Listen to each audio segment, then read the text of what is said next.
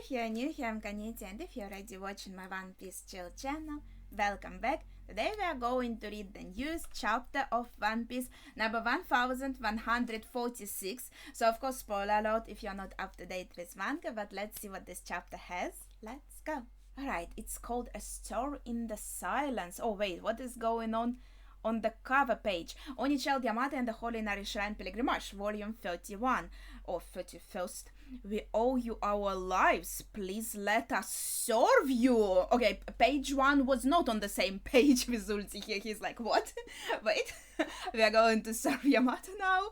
Ulti looks so small compared to... She looked so big, like, by herself, but now compared to Yamata, she's so tiny. That's so cute. Oh my gosh, she looks adorable here. And her ribbon on the back. This is also cute. Well, Yamata got some loyal servants now, I suppose. Alright. That is a good conclusion, maybe, to the story of Yamata here.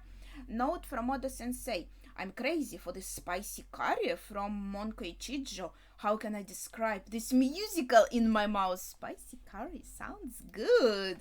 A good thing I'm not hungry right now. Okay, the chapter itself. So it's called A Stir in the Silence. And now we have here an enemy encounter.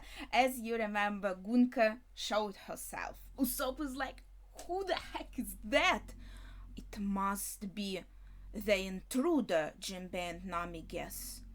Intruder? The human intruders, the one who totally outclassed the castle guards. Gosh, everyone is such a detective in this arc. I'm just like, I can't. They immediately figure out, okay, that's might be obvious, okay. What's your deal? You're behind the kidnappings, aren't you? They are asking of Gunka. Did you just say human? Chances? Maybe insulted by being called human? We are gods. Of course, God complex. Gods? You sound like an El or one of those celestial dragons, Usopp is yelling. Why would a god go after the children of Elbaf? Nami is asking. And we are just continuing floating in the sky here while we are talking, it seems. Yeah, they're my friends. Where are you taking them? Kalon is asking. Let them go. A child like you should know when to hold their tongue, Gunka is saying. Even for us, a clean abduction isn't feasible given the sheer size of our quarry. She continues saying while we see Ripley is here, was fighting this big nightmarish kind of Zeus, right? And Frankie was also fighting. Looks like he may be... Yeah, it looks like it maybe mostly was Frankie. He is finishing his move here. And our new Vegapunk and Bonnie are cheering. Meanwhile, Gunka continues. Our only option to ensure passage to the Holy Land was to have them walk themselves over here. The Holy Land? You mean Marijoa? Nami asks. You are celestial dragons. No way, they're the worst. She's nothing like the ones I was picturing, though, Usopp is saying. Yeah, she's a bit different. She's a god's knight. It's not like... I would think it's not like a god. It's a knight of a god. But I guess maybe in their eyes, they are all... Well, they do come from celestial dragons. So it makes sense that they consider themselves gods, to be honest, right? I'm afraid this one likely holds an even higher rank, a god's knight. Brooke immediately guesses. Indeed. Yeah, so god's knight. It's like a god, but even higher than god. A knight of a god in this sense. Alright. Don't tell me you're gonna force those kids into slavery? Usopp assumes. Oh, what the heck? Oh my gosh, this panel though! What the heck is this arrow thing, he asked? And his face and his this is so funny. This is a very serious moment in general, but this panel is very funny. We won't let you. Zeus! You called Nami? Oh my gosh, this looks so cute. I'm sorry I compared you to this big nightmarish cloud. You're adorable. Why, go away! It won't stop chasing me! So now the arrow is just chasing Usopp. Well, Nami is here getting ready to attack. Okay. Let's see. She's using Thunder Shark Tempo. Oh, wait, that's cute. Oh my gosh, this shark is so funny also. What? But the arrow is used to turn the shark back around, like reverse Una card, like they say. The world was meant to simply vanish one day, Gunka is saying. That's how it was supposed to go. Interesting. To simply vanish completely? What is she talking about? Run, Nami! Now Nami's running from her own attack. Yeah, I'm sorry, Zeus. So this is Zeus in a form of a shark, but he can't even control this now because the arrow has full control of him. Just like the kids are following the arrow, they are not even awake, they can't help themselves. And Zeus here also, he doesn't have control of himself, and we can see here he is crying and saying, I'm sorry to Nami, and poor Nami is... Wait, it's not Nami. Okay, thank God. I was like, no, I think she maybe would survive as it's One Piece, even though she's more of a glass cannon character, but it was Brook. He protected her with his body in the end. Good job, Nami. Good job, Brook. It was me. It was you. Thank you. Oh my gosh, Zeus. However, Gunka continues. Some among the humans realized what lay in store. Clover, Robin's mom, old Vegapunk are shown here, and they made sure the entire world would know. In the end, Vegapunk did say that the water level goes up and we can be all swallowed under the water. Does she mean that it is meant to happen for the world to disappear, like in the Great Flood in the Bible or some shit? And these people that we have shown here, the Vegapunk especially, gave the whole world the information of the fact that it is happening. But for the world government, for Gorosei, for these gods, it was something that was meant to happen. At the same time, they are so high up on the red line. If everything below the red line would disappear, only them would remain, and so that would maybe be okay for them. At the same time, they need regular people as slaves, yes, but who's going to serve them if those are dead? I don't know, that's okay. Or the whole world is supposed to disappear. We are going towards a whole destruction of everyone, literally. Now Usopp prepares his sniper attack, but Gunka is already prepared, and it seems like attack goes through. Take that! We are not afraid of the celestial dragons, you bastard! There's a huge visual effect at least. And it seems like Gunka is inside it. Yeah, that was overkill, Usopp! It completely blew away her top half? I'm so sorry, but did it really? Oh, I thought it's just covered in smoke. But it seems she's building her... So it did, and now she's building herself back up. Huh? What? She's regenerating? I felt bad for her, but this is creepy. So she didn't even need to avoid... That was a powerful attack in itself. But the regeneration powers are so out of this world. She wanted to flaunt them a little bit. She was like, I'm not going to evade this attack. I'm going to take it full on, and they will be so creeped out with my regeneration powers. It will give me even more of an upper hand. I must say, it is rather unnerving to see the dead rise, Brook is saying. Yes, perfect. This line is perfect for him. Once it starts, it cannot be undone. Gunka is saying, maybe again referring to the destruction of the world. No one can stop it. And now another, she stays on the arrow herself, the arrow that is also looking at Usopp. Why, I knew it, the arrow must point to her target. Yeah, I mean, that's kind of obvious, right? Okay. You were such a detective 5 minutes ago. Leave it to me, Usopp, and attack the telegraphs itself. How absurd. So Nami just grabs the arrow now, trying to save Usopp from it, while Jinbei now steps forward to attack. I mean, maybe. The countdown has started and we have more nightmares surrounding the ship. Wait, this is not our ship that we are on now. This is the Giant's ship, I think, the Giant's cruise ship that is being surrounded in the by the nightmares here in this frame.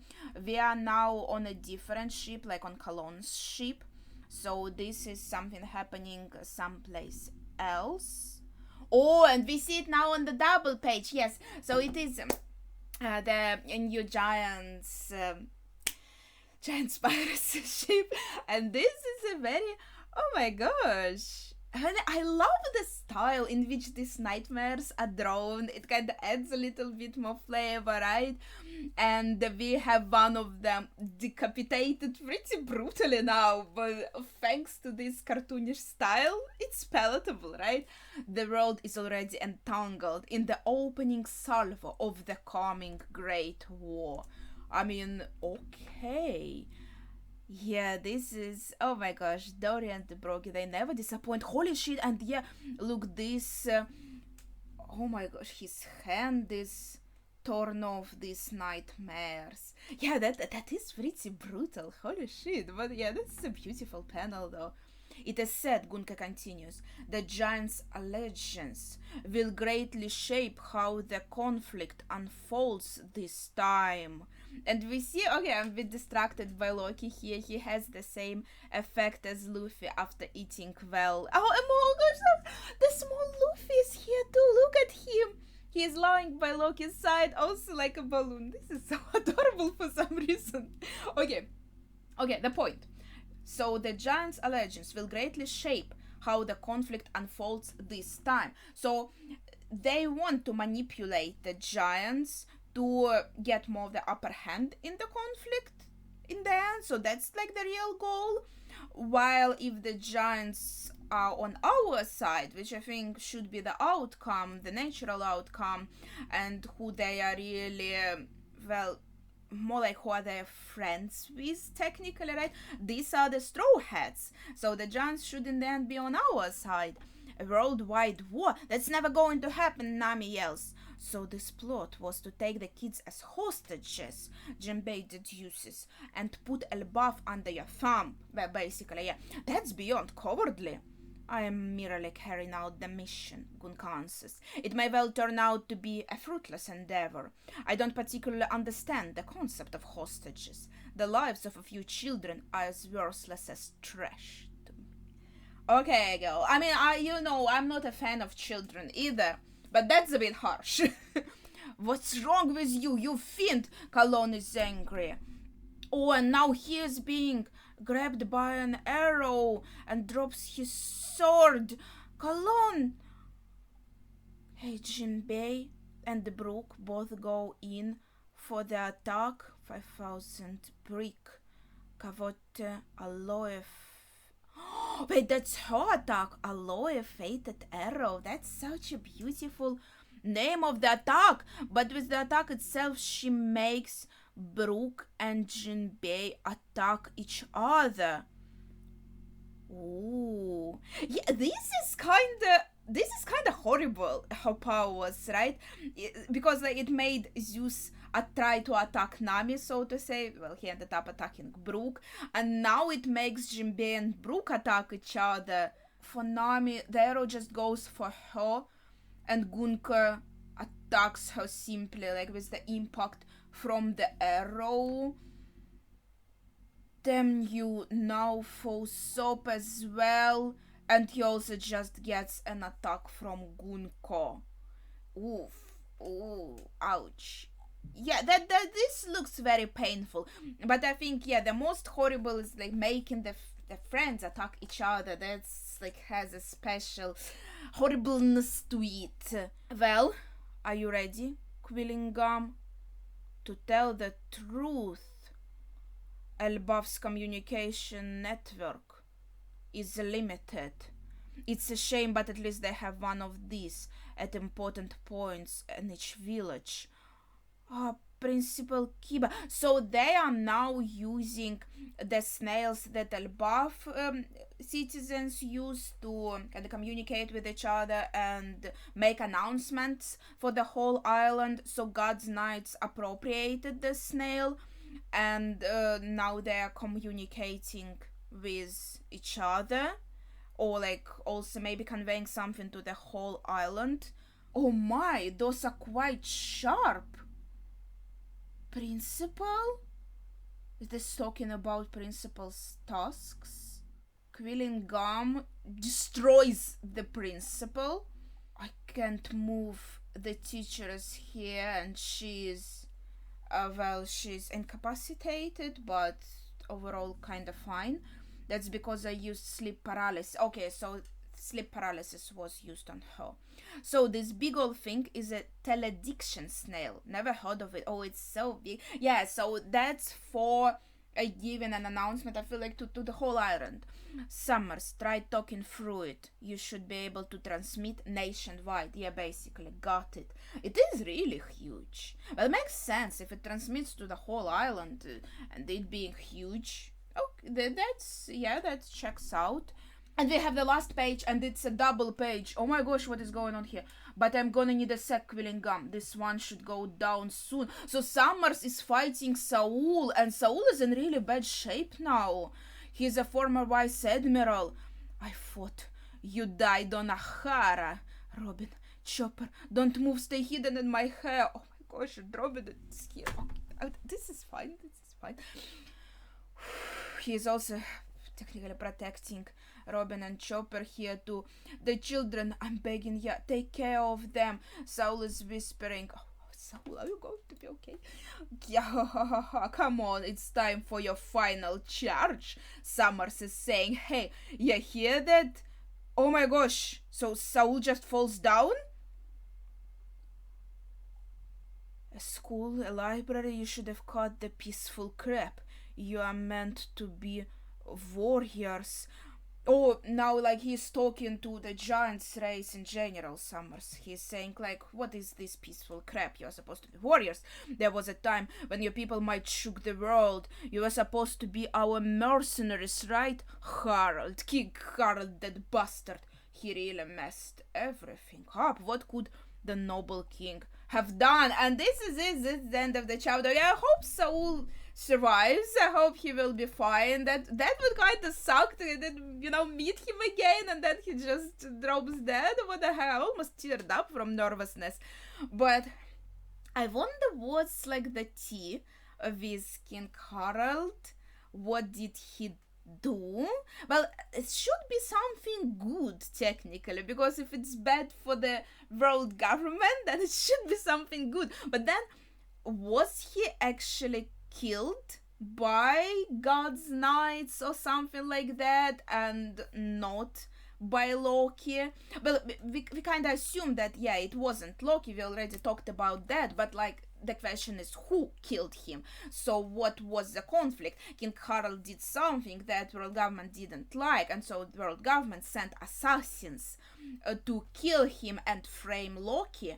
And then when Loki was in a vulnerable position, they also came and tried to now use him. Okay, that was quite an interesting chapter, flew by pretty fast, but I think that's all we have to say about it for now. What are your thoughts though? And what is your favorite moment? I'm not sure which is mine. It had some really cool frames. Yeah, maybe the one where Dory and Broggy are fighting the nightmares is my favorite. It looks gorgeous. Looks really cool, kind of gore-ish, but not too much because of a more cartoonish style, so that was pretty cool. But yeah, what is your favorite moment? What are your thoughts on the chapter in general? What are your assumptions about King Harold? Please share your thoughts in the comments down below. Thank you for watching and see ya.